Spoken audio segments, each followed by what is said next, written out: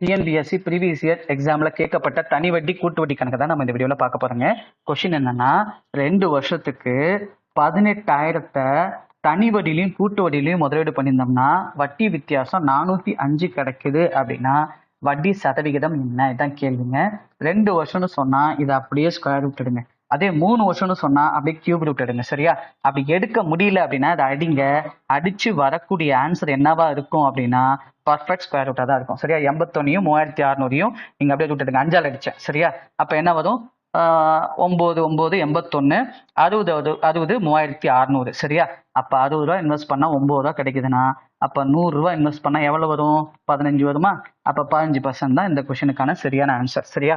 நீங்கள் simple interest and compound இன்ட்ரெஸ்ட்டை step by ஸ்டெப்பாக ஷார்ட்கட்ஸை டீட்டெயிலாக கற்றுக்கணும்னா அதுக்கான வீடியோ லிங்க்கை இந்த ஷார்ட்ஸோட டிஸ்கிரிப்ஷன்லையும் கமெண்ட் செக்ஷன்லையும் கொடுத்துருக்கேன். அதை கிளிக் பண்ணி நீங்கள் பார்த்துக்கலாங்க.